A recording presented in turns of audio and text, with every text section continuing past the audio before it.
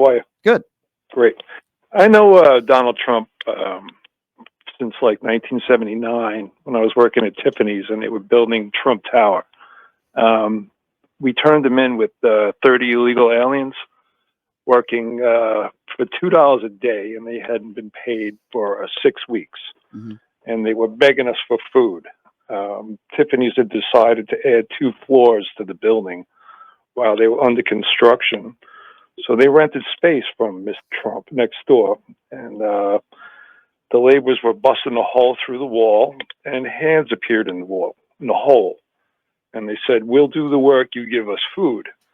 And they explained to us what had happened. And the laborers were like, "What are you talking about?" And he said, "Oh, yeah, we work for Mr. Trump, but he hasn't paid us in 6 weeks, and he owes us $2 a day." At that time, laborers were making $18 an hour. Yeah. So we called the INS, and they came the next day. And they rounded up 30 guys, and they deported them out of the country within 1 week.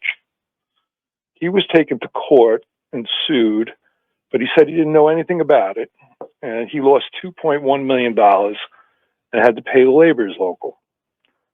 I also went to work on Trump Soho, where 3 floors collapsed, being done by children hired by a mob contractor in prison.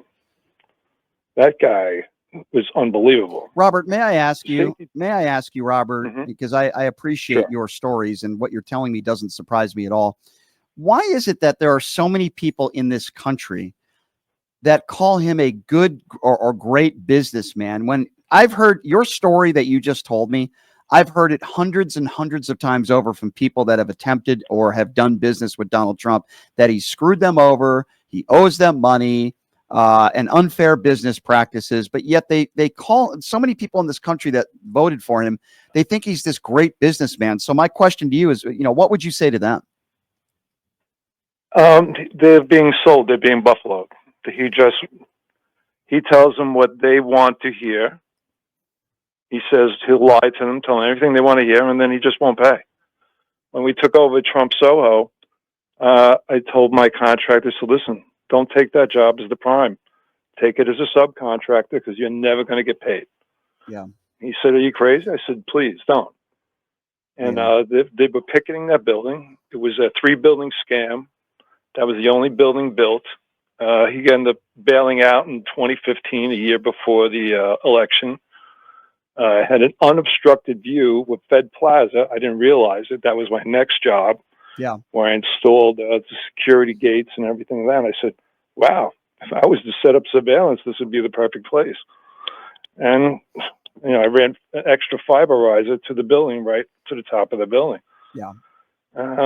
It was 3 floors fell. The guy who was horrible. the safety director was the same safety director for the Bankers Trust fire that killed the 2 firemen. Oh, that's And terrible. when I went to him, when the crane fell there, I pulled the apprentice in the building. And I just went right after the safety guy. He goes, "Go ahead." I said, "What do you mean, go ahead?" He goes, "I'm going to jail in a couple of weeks for the Bankers Trust fire." I just turned around and walked away. It was unbelievable. I could not believe the incompetence. What would you say to of Donald that job. Trump if you had the opportunity to speak to him today, sir? What would you say to him? Oh, I used to have the box right in front of him at Shea Stadium. So I've spoken to him plenty of times. I went after him when he shoved a hot dog. He used to hire cops, or actually sheriffs, for bodyguards. And he told this guy, he was a new guy, "Go get me a hot dog." So the guy looked around. He said, "Okay," and got him a hot dog. What did he ask for? A hot dog. And he looked at it. He said, "No mustard." And he smashed it in the guy's face. Called him an idiot. "Go stand back there." To me, I'm a 9/11 first responder and a bombing first responder. I used to work in the B6 level of Trade Center 2. Yeah. And I'm disabled. And I just said that was it. And I went at him. My 2 guys, my partners, grabbed me, and they carried me out of the stadium. But wow, every game, it was a horror when he would come. I'd say, "Let's go, let's leave. I can't take it." Because he would come second inning, and he had these 2 guys that worked for him. Yeah. And they would come over and praise him, give him false, like, oh, I love you. You're a genius.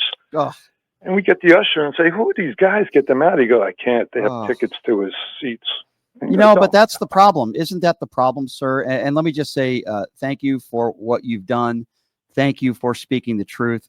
You're a hero, and I appreciate you, and I appreciate your stories.